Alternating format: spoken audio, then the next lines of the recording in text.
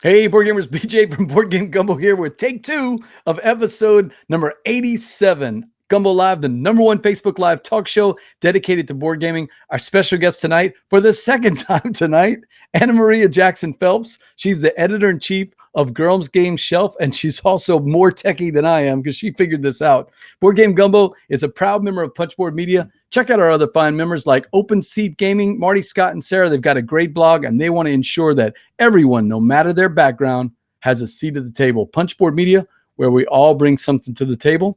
Hit us up on social media tonight on Twitter at Board Game Gumbo or on Facebook at facebook.com/Board Game Gumbo, and we'll be looking for your questions in the chat crew. All right, AnnaMaria, welcome back to the show. Good to be back. It feels like it's been forever since we talked. It's been so long. This is your second appearance on Gumbo Live No. in one night. I feel like a celebrity. All right, so we got cut off back then. We just couldn't get a good connection. Hey, give us the elevator pitch. Who is AnnaMaria, and how are you involved in board gaming? So I'm the editor-in-chief of Girls Game Shelf. I primarily write right now for the blog, but I am working on some video content. I am the social media manager for Pencil First Games. I do marketing for marketing consulting for people's Kickstarters, and I also review for Board Game Quest. Yeah, I got to see those guys from Board Game Quest. A couple of them came by the Gray Fox booth. They were giving out an award last year for, I forget what game it was. And then this year they came by again to get a demo of Reavers of Midgard. So that was pretty cool to visit with a couple of the reviewers. Lots of great reviews. Hey, you did something that I have never done, and I'm very curious about it. You've been posting about a trip to Denmark. Oh, And yeah. it even involved some gaming. It does. Tell me about your trip. So this starts 2 years ago. As I first got into games, somebody sent me a link to a school in Denmark, a high school, that teaches through gaming. And since at the time I was doing a lot of game schooling, I was super interested, and I had a daughter about getting towards the right age. Sure. So he said, "Can I go to school in Denmark?" And I said, "If you learn Danish." And she learned Danish on her own. And you're thinking, wait, that's a bet I'll never have to pay off, right? Exactly. So, she called me. So we went and checked it out in April. In around Easter time is Denmark's largest gaming festival. So we went and checked that out.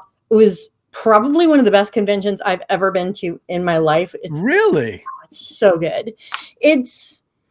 The Danish have this concept of coziness, and it was reflected in the con. They had a little coffee and tea bar that you could sit and drink at the whole time. They had all the spaces were very small and very intimate and very quiet.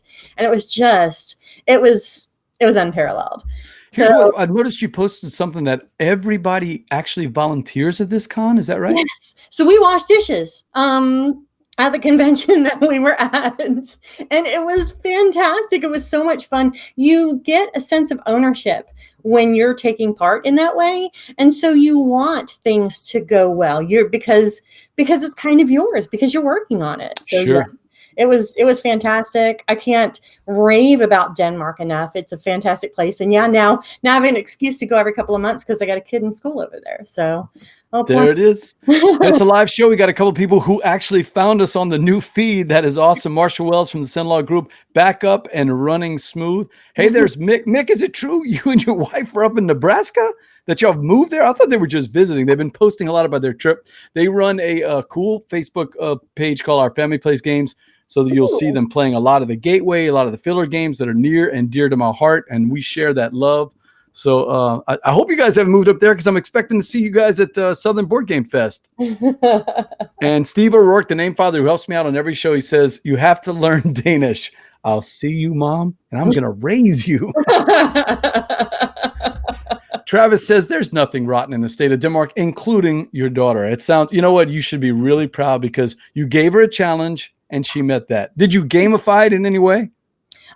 A little bit. We found some programs and things that would help, but then, there were certain incentives and things of that nature. We've been game schooling.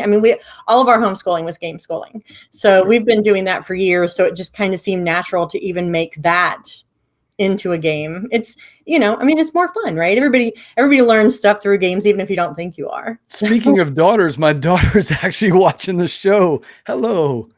Shouldn't you be studying? Shouldn't you be studying right now? All right, get off the computer and get back to studying. So yeah, that's my daughter Taylor. Checking out. She's an awesome gamer. She's one of my favorite people to play with. She loves gaming. She loves the Harry Potter game. I don't know if you've played that deck building game. I The have Harry not Potter played one. the deck building game. I played the dueling game. Okay, she likes that Harry Potter deck building game. So yeah, I'm looking through some of these comments. That is awesome. You have to learn Danish. This one I don't know. You're gonna have to help me out with this one. It doesn't look like a Cajun word to me. It is not. I think it's pronounced hygge, and that is the concept of Danish coziness, and it think slippers and fires and cups of cocoa and just being with the people that you love, and that's what that whole thing encompasses. BJ from Board Game Gumbo. I've got my guest here on Gumbo Live, AnnaMaria. She's the editor over there at the Girls Game Shelf. And I saw a great article near and dear to my heart about gateway games on your blog. I think you wrote it, if I remember right. I did. And what I like is that you did something that when I got started on the Dice Tower doing some of the reviews, I started doing things like, if you like this game, you're going to like this. But you took it one step further. You said, hey, do you have friends just getting into gaming? If they like this game, you know, mainstream hobby game you can get at Walmart or Target, they might like a game you like. So I got a question for you. What's a good substitute? In my high school game group, every week they want to play Uno every single Friday. And I'm trying, and I do it for the most part. 90% of them will play hobby games with me, but there's that little group that plays Uno every week. How can I get them to play something else? What's your suggestion? Llama. It was up for the spiel either this year or last year, I think. This year's spiel, right? Yeah. Yep. It is a simple card game, similar to Uno, where you're trying to get rid of the cards in your hand. Sure. A little less smack you in the face kind of competition in it. But it's right along the same. It'll take you 30 seconds to explain it to your friends because it's so similar. And yet with the little twists, it brings you closer to take that type games that are part of the hobby. So, you know, it's a great, it's a step, right? You step from the Uno to something like Llama, and then you step and you step and you step. And then eventually you've got them, you know, sitting at the table for your Lacerda game. So I actually got to try Llama with Travis's buddy, actually, Jesse from Baton Rouge, with the iHeart Board Games crew. Oh, Jesse had the game, or Alex had the game. Alex Goldsmith had the game. I can't remember, one or two. But we ended up playing it. The first time we played it wrong, and then we fixed the rule, and we realized this is not just your basic little shedding game. There's a lot of strategy in this game. In fact, the more we played it, the more we realized that it's a lot deeper than we thought.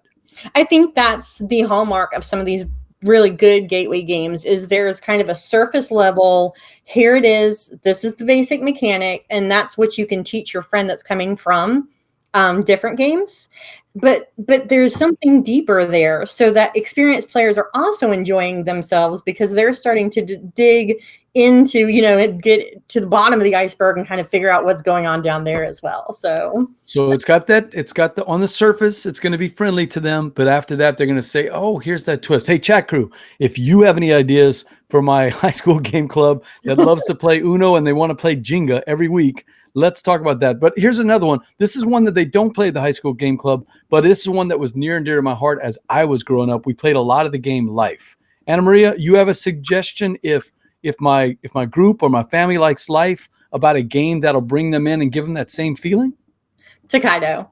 Ooh. Life is about the journey through your life, right? And Takedo is the same thing. It's just a shortened journey. It's just a really nice holiday, but it's the exact same conceit, right? You are moving along a path. You are trying to collect spaces and land in places that are more opportune for you.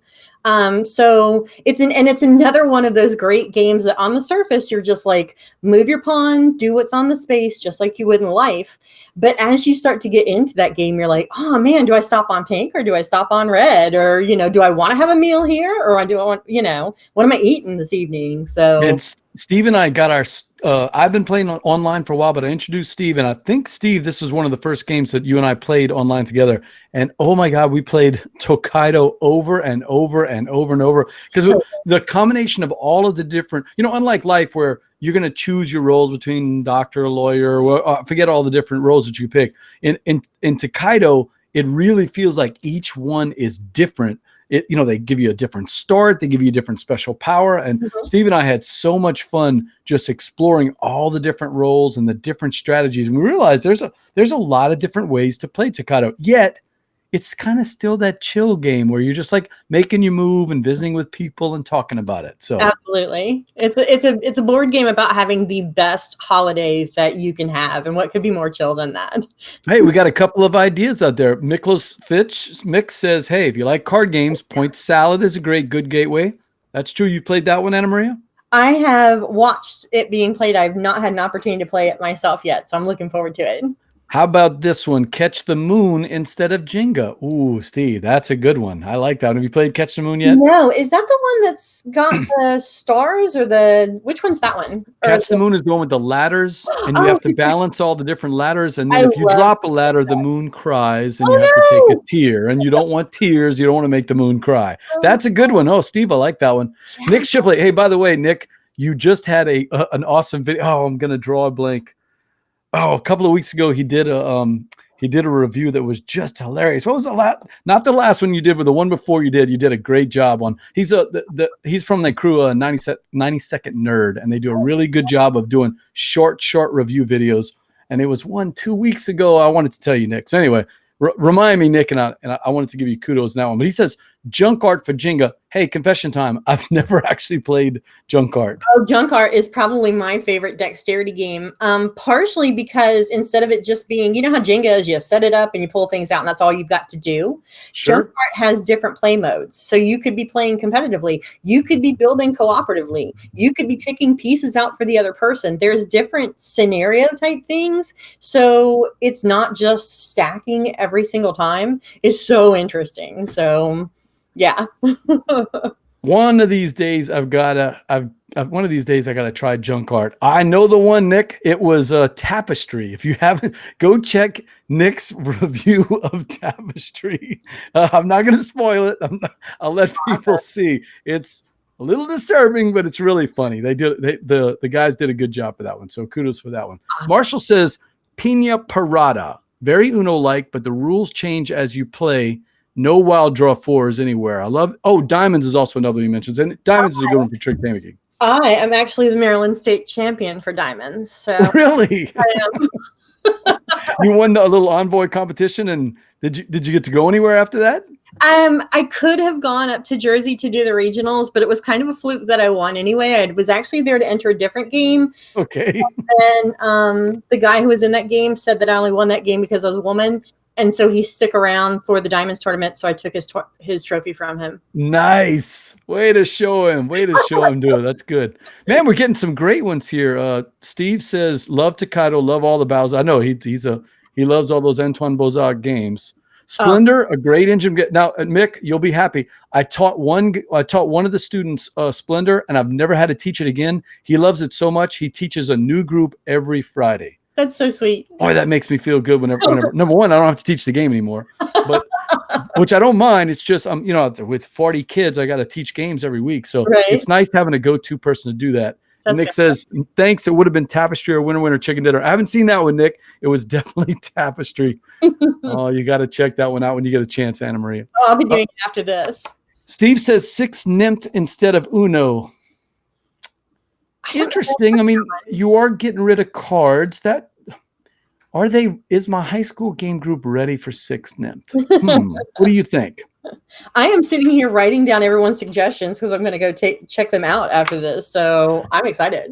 All right. So they enjoy push your luck and bidding and bluffing. And Marshall is dead on. Celestia is on the list. I haven't brought it out yet, but Celestia is definitely on the list. We kind of introduced it with Cockroach Poker, and that's been a good way to do a lot of bluffing. So next up, I think they've had enough of Cockroach Poker. They played it a couple of weeks. I think Celestia is a great one. Have you played Celestia yet?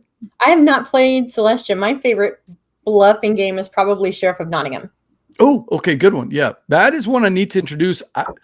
I don't own a copy, but the Southern Board Game Fest library has a copy, so maybe I could borrow that one. That is a good one. Starla loves Ticket to Ride. So yeah, Ticket to Ride. I think they're ready for Euro games. We haven't played any yet. We've been just doing dexterity and a lot of bluffing games because they love anything with take that and bluffing. So Deception, Murder in Hong Kong has been played 20 times. They love the Walking Dead card game. I felt bad for Derek because my review wasn't that good of the Walking Dead card game.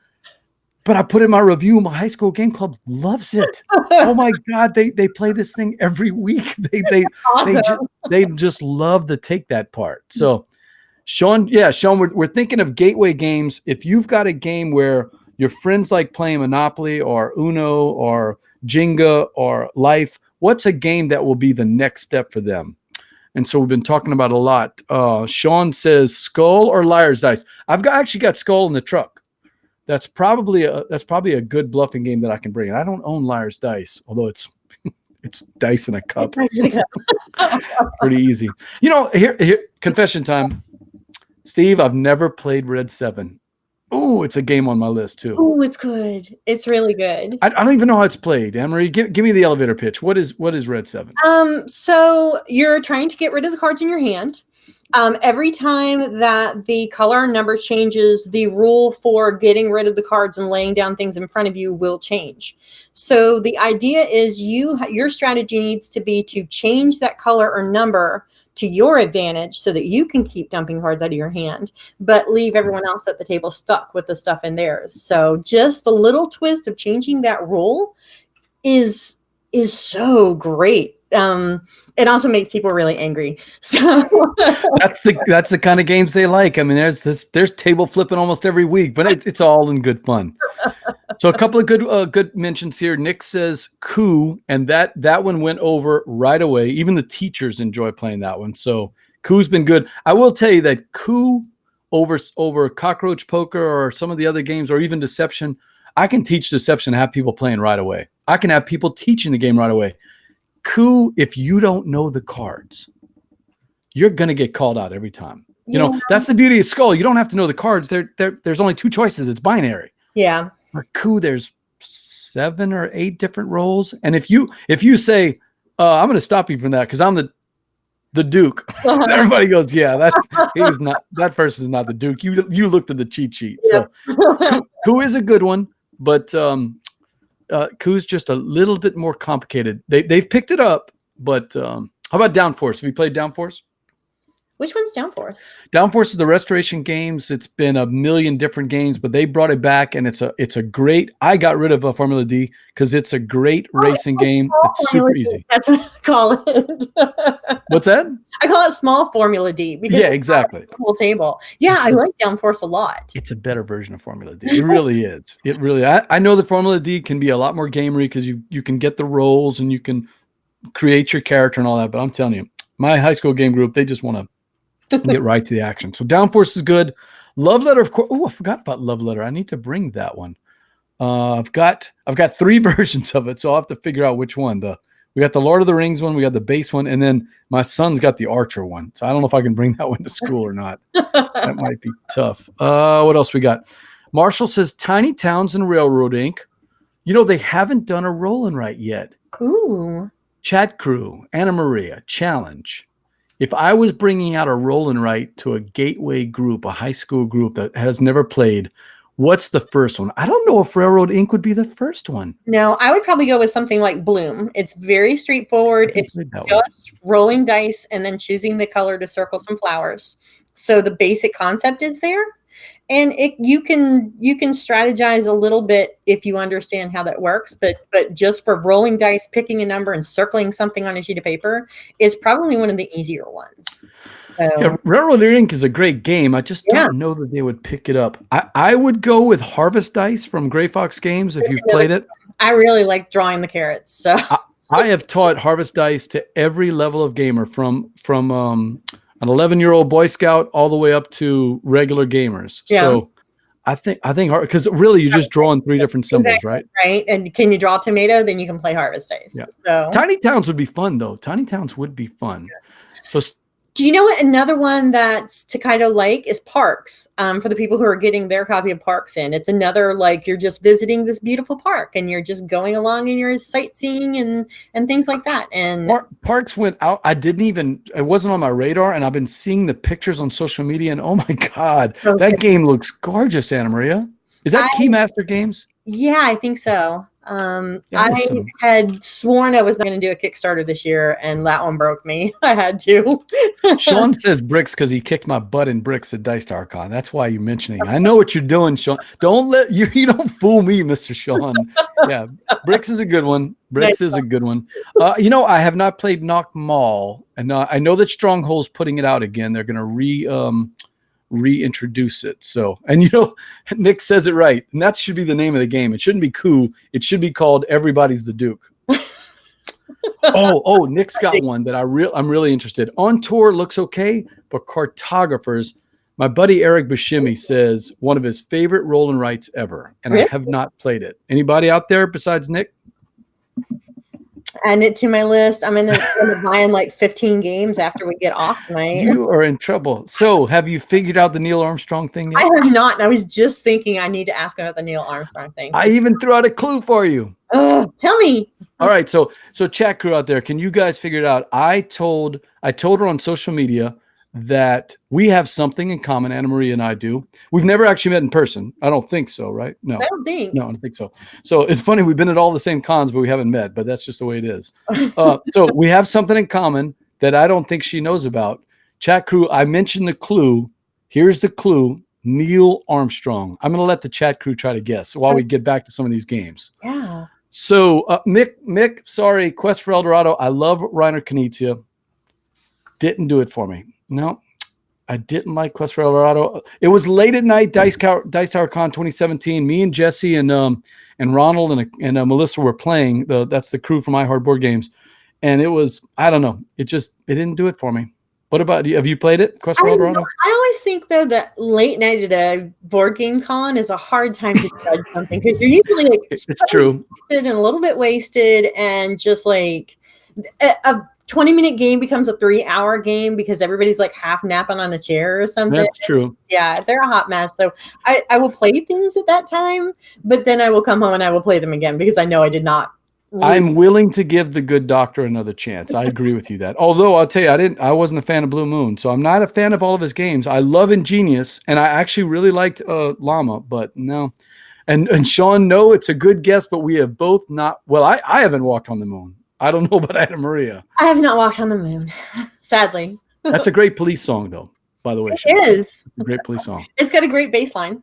Sean is a renowned musician. He's in the Rush Tribute Project. If you're a Rush fan, oh yeah. If you haven't seen the Rush Tribute Project, Google it right now because I'm telling you, these guys are awesome. But I don't think they do any Police songs. If they do, I haven't seen that. Mick says we love El Dorado. Even got the expansion. Hey, Mick, I'm willing to try it again. You come to Sobo, you bring El Dorado, and I will play Mick's with you. An advocate. He's like on fire for that.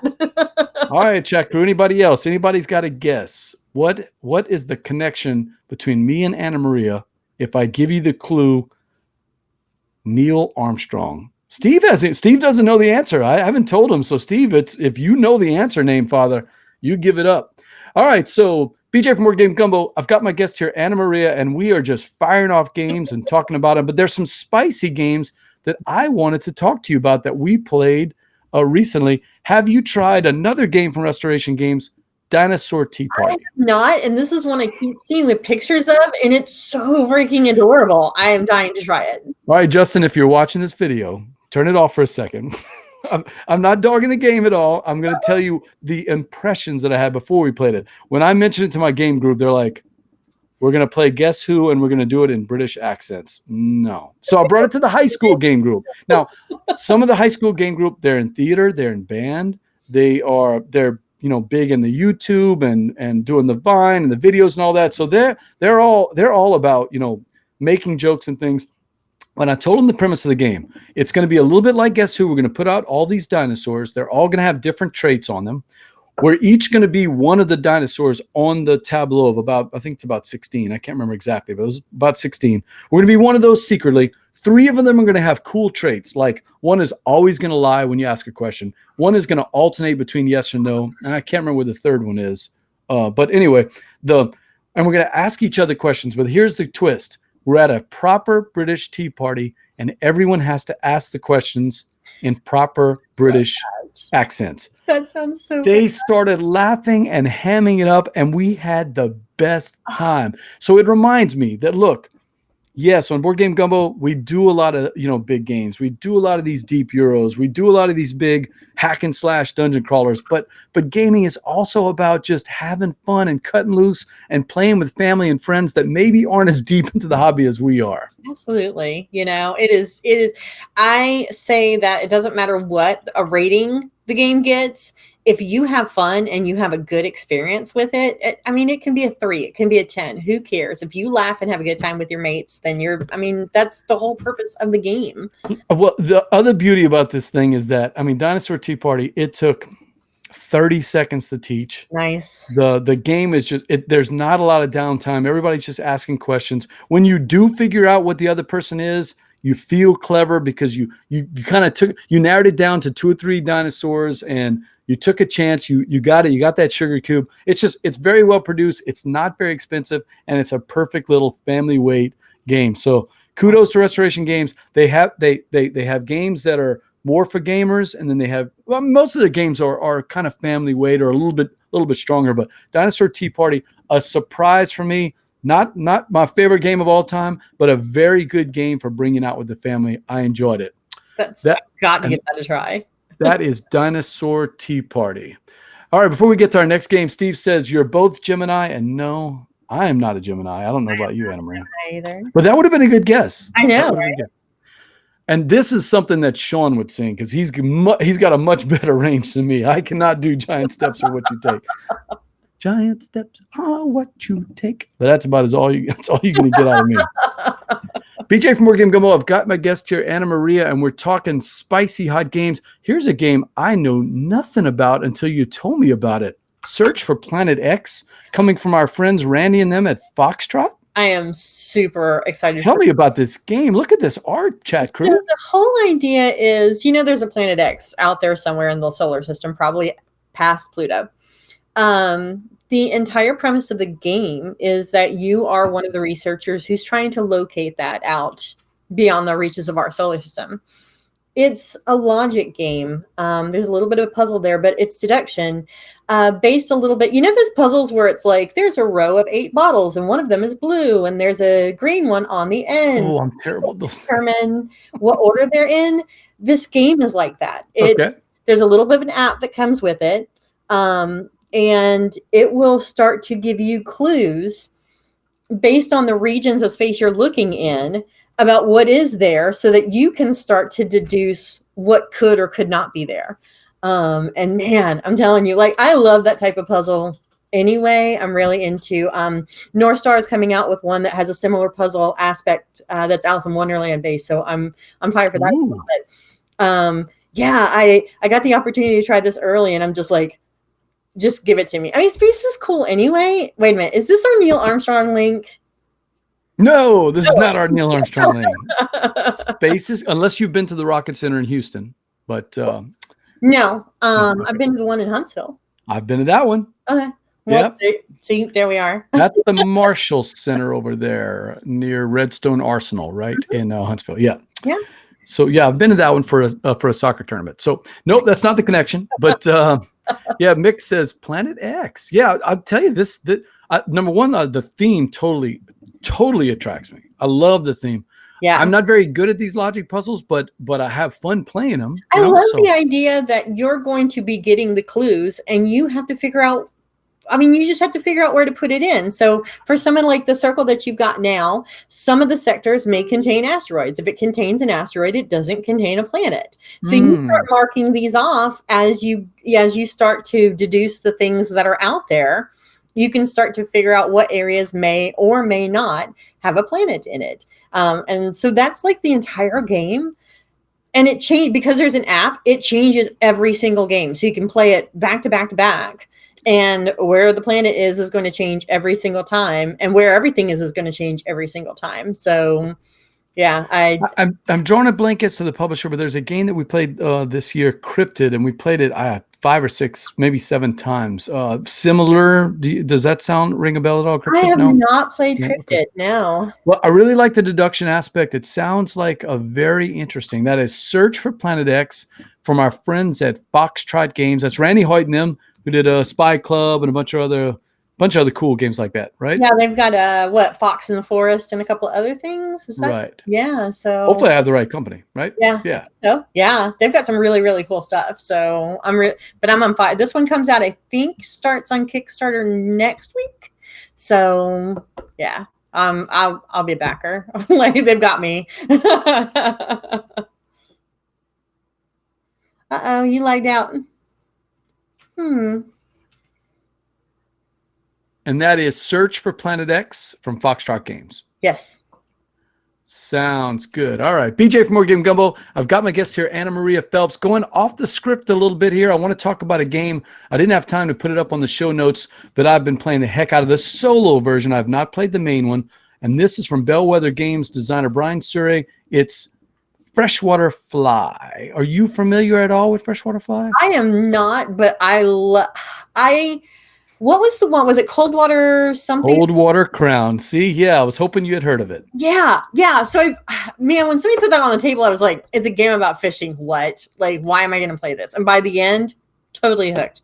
Okay, so Coldwater Crown. Not only has it got a fishing theme that nobody else really has out there, but it's got that cool mechanic where you flip the 1s and the 2s, and when you're hitting the 2s, it's more powerful than the 1s, but you really need that red, and you really want the 2 blue. Right. Oh, it's so delicious. Well, Brian turns that on its head. He's really good about trying to make it games thematic. He does the same thing with Freshwater Fly, and yet he made this Euro even more thematic, where Coldwater Crown was kind of thematic. Yeah. Freshwater Fly does feel like you're freshwater fishing, and here's why. I've never done it, so I'm just going off of what my brother tells me.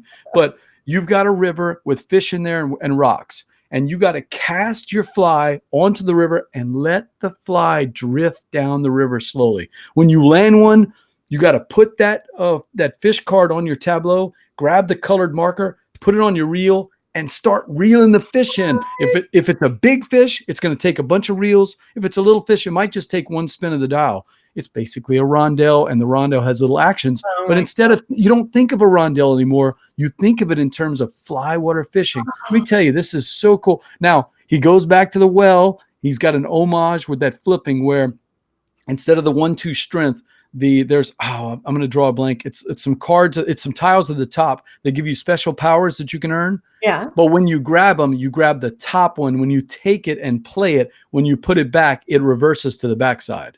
So neat. Yeah, a little similar to Coldwater Crown. Not the same mechanic, but it's an homage to Coldwater Crown. I like the fact that it continues that tradition. But let me tell you, people, Freshwater Fly, thematic Euro. I really enjoyed it. I've only played it solo. The solo is really tough. I'm having trouble with the second scenario. I'm on attempt number 3. Oh, yeah, exactly. Nick says, hooked. I see what you did there. I'm not sure if we meant that one. But thank you, Nick, for we'll take credit for it. But yeah, Freshwater Fly.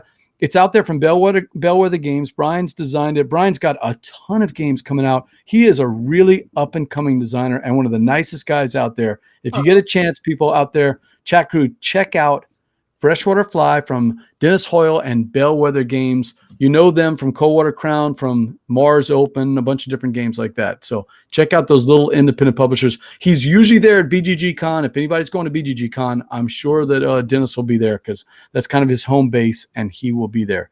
And that is Freshwater Fly from Bellwether Games.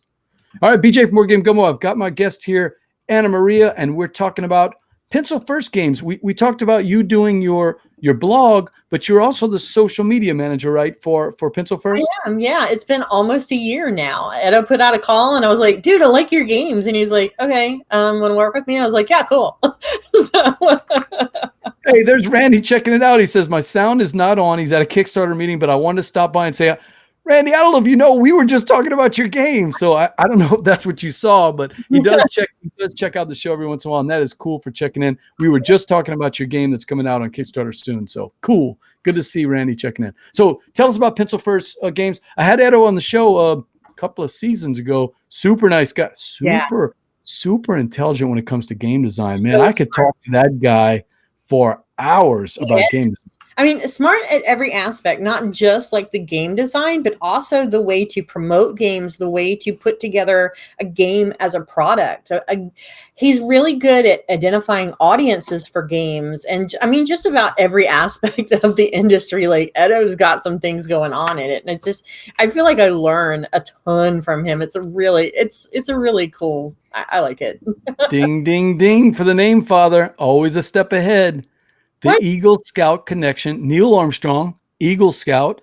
You've got an Eagle Scout son, and I have 2 Eagle Scout sons. Right. Congratulations. I know what that was like. My Eagle Scouts are a couple of years back, but I had a big thrill in watching them develop from Cub Scouts all the way up and doing their Eagle projects on their own. So I know you got to be thrilled about that. Too, though, because I know that you put in almost as much work as they did for that Eagle Scout. Sometimes it's just like, wow, that was a big project. Yeah, so here's your chance to brag. What was his Eagle Scout project? I'm curious. So Jacob, if anybody reads the blog, Jacob also writes the Game Bites section with me. It's the one with recipes because he is an aspiring chef. Jacob also cooks regularly for a local shelter. So the shelter that he cooks at has a program where they actually collect goods for people who are moving from homelessness to actually having a home, an apartment.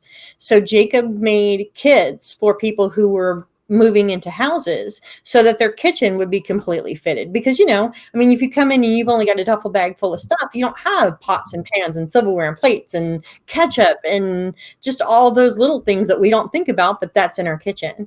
So his Eagle project was to collect and create these kits for the people who were moving into permanent housing for our local shelter. That is awesome. That is really good. I know the value of the Eagle Scout program, the Boy Scout, the scouting program. Now it's really scouting because we have girl troops in our city. I don't know if you guys have any yet, but we've been very successful at that. So kudos and congratulations to Jacob. That is awesome. Thanks. All right, now AnnaMaria, this is a board game show, right? Mm-hmm. So we got to play a board game. All right, let's do it. All right, so it's game time presented tonight by our friends at Game Toppers LLC. Upgrade your gaming experience with Game Toppers LLC. Check out Berkey's website. Still has Game Toppers out there and all kind of amazing, luxurious mats. So check that out. But we're going to be playing the Envie game tonight. It's a Cajun word. It's the hankering, that jonesing, something you really want. Well, we translate it to a board game by saying, what game is out there? Maybe something that's been published or maybe something you don't own, some kind of game that you really want to play. If you could just stop the broadcast right now. You kind of have an idea what that game is? I've got one that lately has been my fire. So yeah. Oh, good. That's what we like. And Mick says it's game time. What time is it? It's game time. That's right, Steve. It's game time. All right. So let's see. We're going to start out with some questions. I'm going to limit myself to 20 questions, but the chat crew is going to be firing them at you, and I'm going to be competing with them to try to see who can guess first. Ooh. I'm going to start out with the one I always start out with. Is it competitive or cooperative? And I'm going to guess that it is a cooperative game. It is not a cooperative. Oh, dang it. Man. Right off the bat. But if you know anything about the way that I play games, I actually really can't stand cooperative games. I am competitive all the way, baby. I saw that in an interview and I said, she's going to try to trick me up and she's going to go the opposite way. I took a bet. I took a hunch, and I was wrong. Oh, I really did. I saw an interview and you mentioned how much you don't really like cooperative games. So I said, she's going to try to trick me up because she knows I did show prep. All right. So let's see. Is it a board-based or more card-based? What are we talking about there? Board-based. Board-based. All right. Board-based. Steve wants to know, is it under an hour to play? Like a little... I would say yes, usually. All right. Probably right at an hour. I'll throw that out there. All right, chat crew, to review. It's competitive. It's a board-based one. Takes about an hour-ish, right? Yeah. You call that the 1 hour power hour, 1 hour wonder? Well, I'd say a 1 hour power game. Yeah. Just like Starla, you hate those co-ops. You just got to be competitive, huh, Mick? All right, so let's see. Is it is it a thematic type game or more like an abstract type game? Definitely thematic. Ooh, thematic, huh? Did it come out in the last 3 years? Is it a relatively new game? It is. Oh, it's a new game. All right. So chat crew, we're narrowing it down here. We got a competitive game, board-based, thematic. It's relatively recent, last 3 years. And Sean's got a good one. Push Your Luck. No. Yeah, Sean's thinking Quacks, I bet. Quacks at Quedlinburg. Oh, let me tell you something. I am the queen of blowing up a cauldron. So I love me some Quacks, but oh my God, I'm the worst. That would have been a good one. Yeah. It's not Quacks. Does it have minis? I played Quacks in Denmark. That was one of the games I played while I was over there. Does it have minis? Does it have minis? No. No miniatures. Okay.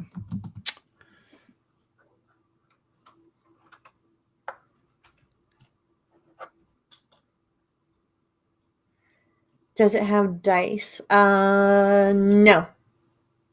No dice. Mm-mm. Board based, but no dice. Yeah. Oh, chat crew, that's a tough one. Well, you guys are in sync tonight. You're asking a lot of the things there. Dice. Is it a legacy game? No.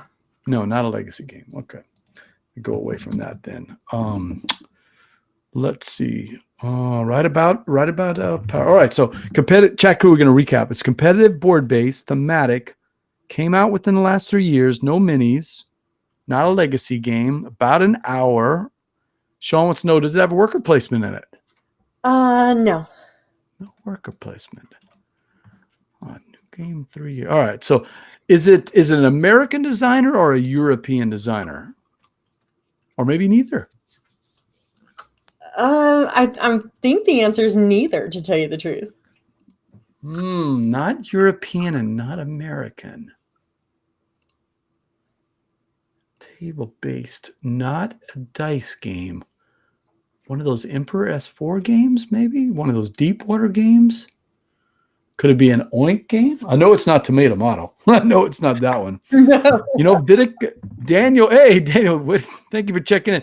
Daniel says viticulture, but yeah, that is an American designer. That is definitely an American designer. Yeah. So Mick wants to know if it's a Japanese designer. No. Not Japanese.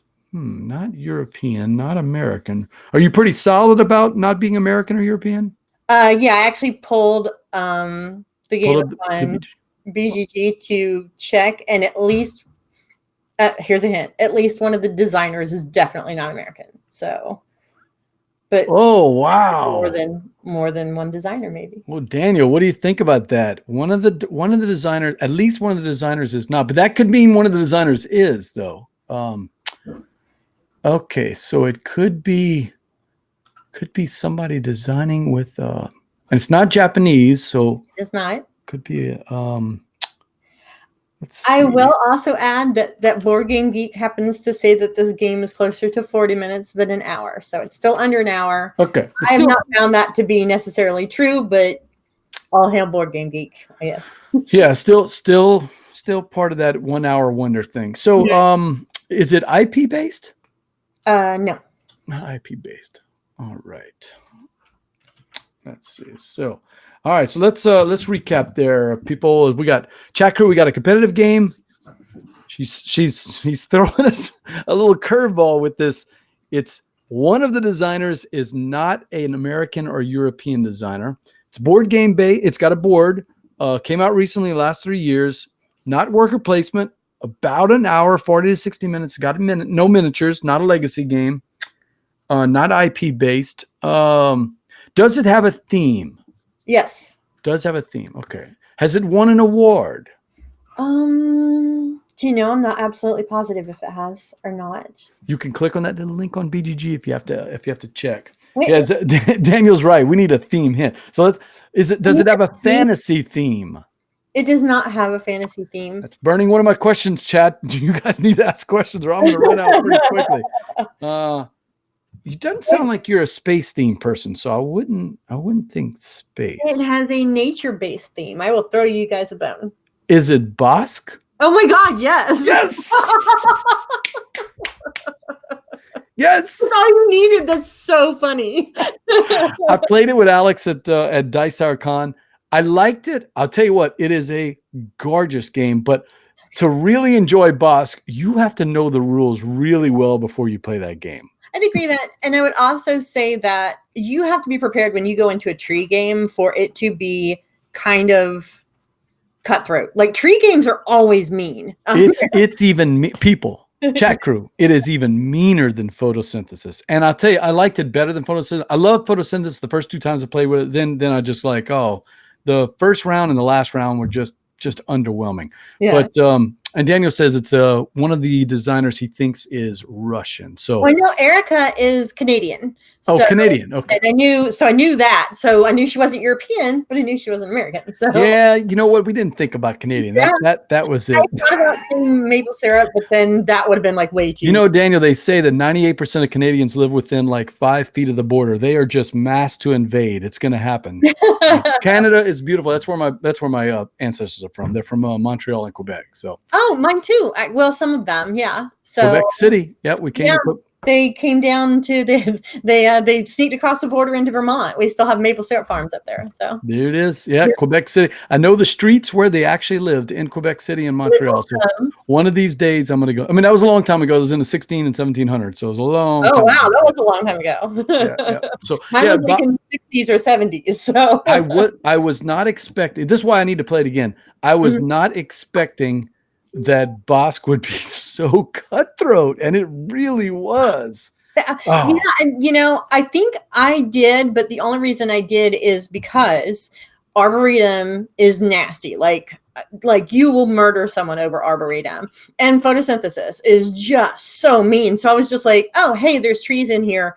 Someone's going to flip the table. It's just going to be, that's what's going to happen. So I was ready. I was prepared. So when Alex said, let's play Bosque, for some reason, I got it mixed up with trekking the national parks. I thought that's what we were playing.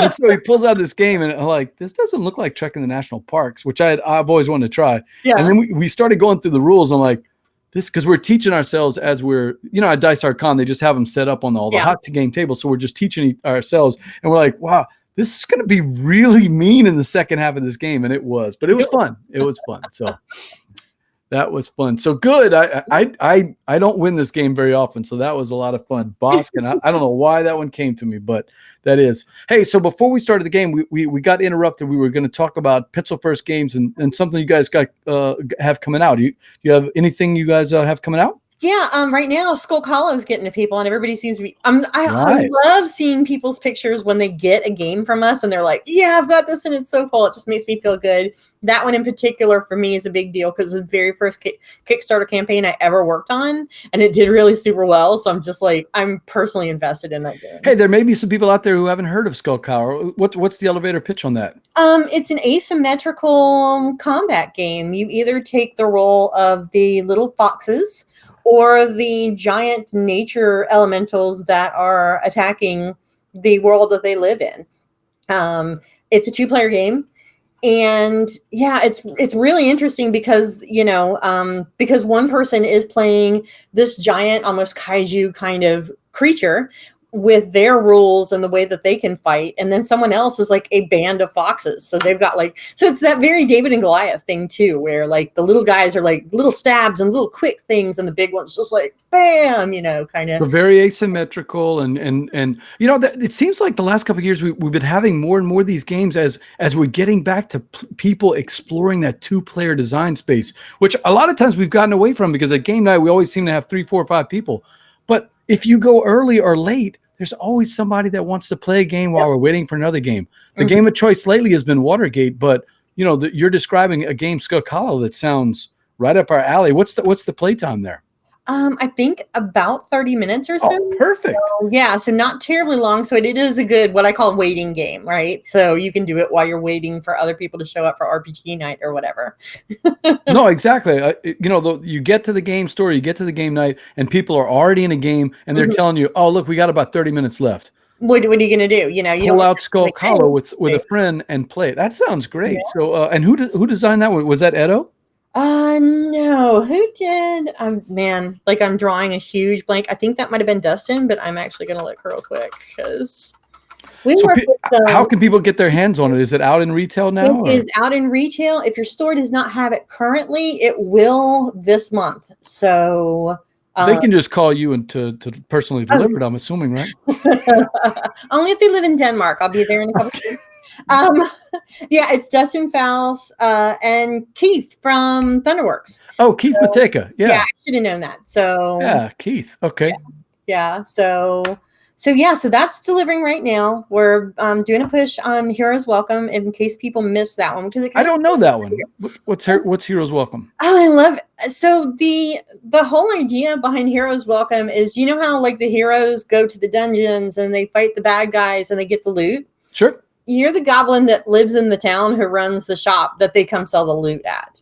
So it's so great. A little twist there. Okay. Yeah, I know, right? So you're just waiting for the heroes to come back. And then there's almost like this goblin / Ferengi kind of like relationship between you and the money and the, sure. and the loot and everything else. It's a great little nod to dungeon crawling and all of us who have played games like that before, just twisting it on its head and going, you know, there's someone back at that store who bought that magic sword off of you. So I just think it's super cute. And then we're working on both Whatnot Cabinet and Liftoff, which was one of Edo's very, very early games, is probably going to get a reprint. Oh. So for the people who were fans of that, we're looking at maybe the end of the year or the beginning of next year for that one as well.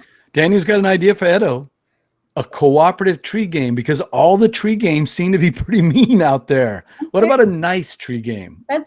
I have worked on that a little in my own design space, and then I'm like, oh, it's cooperative, so I can't. So you never know. A cooperative tree game might be a big hit. Yeah, you know, for all the people who love trees and don't like mean trees, then there's something there, I'm sure. All right, so what's next for you? Where are you heading to? You got any cons coming up?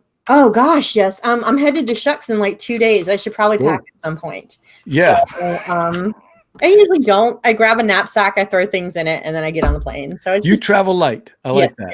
Very, very light. So yeah, I've got a couple of things. I'm doing a couple of panels at Shucks with like Paula Deming and Matt and Quinn's, and we're doing the board game Olympics there, which is gonna be super funny. Are you going to BGG?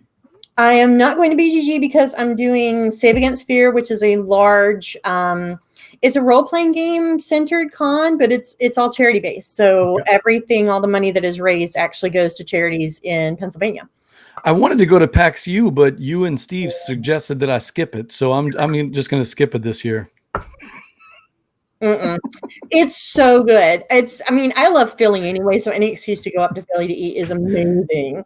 But PAX U, in just the 2 years it has been a thing, it's become an amazing convention. So I'm on fire for that. I can't wait for PAX U. It's so close to BGG. It's tough for me. We'll see. One of these years I'm going to try to make it. One of these times. I'm also going to do Metatopia, which is the design con, and then I'm doing Geek Girl Con in Seattle in November. So we've got one of the our regulars at our Gumbo game night, Adam, that goes to Metatopia every year. He flies from Louisiana all the way up to Metatopia every year. He loves it.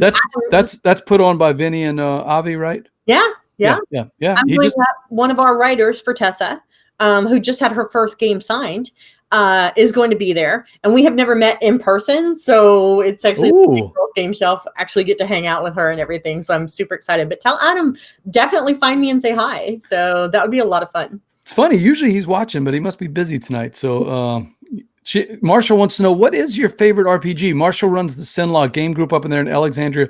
Big tabletop gamers, but board gamers, but they also do tabletop RPGs.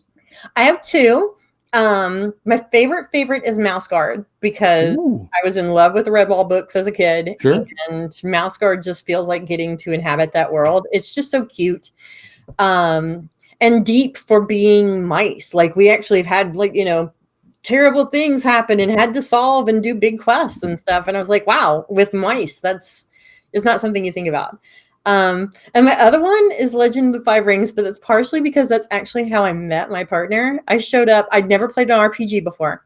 I was actually playing MMOs a lot. And one day I was like, I think I want to do this with real people. So I just found a random group and showed up one day. And that was the game they were playing. So. Oh, that's sweet. Yeah. Cool. That is cool. I don't know what games Marshall and them run. I'm assuming D&D, but there's Chuck. I told you about Chuck before the show. Chuck runs the Filler Game, the Gateway and Filler Games group on Facebook, the nicest group on the internet, about 1,000 strong. And that's all we do every day is post pictures of Gateway and Filler Games and make suggestions for people. So if you ever get a chance to check that out. Yeah. Chuck, we missed it. We've been talking Gateway games almost the whole episode. So this is a Gateway game episode. Well, all right, board gamers, that's it for another episode of Gumbo Live. I want to thank my guest, AnnaMaria Jackson Phelps, for coming in. How can people reach you if they want to get in touch with you after the show? I am on Twitter, both under my name, AnnaMaria Jackson Phelps, and with Girls Game Shelf. We are on Instagram, Girls Game Shelf again, and we're on Facebook. And I bet you can guess at this point, it's Girls Game Shelf. So. Sure. Make sure to like our Facebook page, facebook.com/BoardGameGumbo. It helps us to get the word out about all of our upcoming shows, including next week. We've got Adam from Lost Age Games. Their latest Kickstarter, Fugue, came out today, launched today. We want to see that one get out. Adam knows I wasn't a big fan of their first game. Their second game is a lot better. It fits that favorite part that I like. For 10 or 15 bucks, you can get a little box game that's got a lot of depth to it. You can pull it out, teach it in a couple of minutes, and you get a nice, 15 minutes. I don't want to spoil it. We're going to be talking about that next week. I want to thank, of course, our friends over at Game Toppers. Make your game nights a showstopper when you play on a Game Topper. I'm trying to get Berkey to say that. We'll see if he ever says that. I'm BJ from Board Game Gumbo, and until next time, AnnaMaria, laissez le bon temps rouler. Have a good evening, everyone. This was fantastic.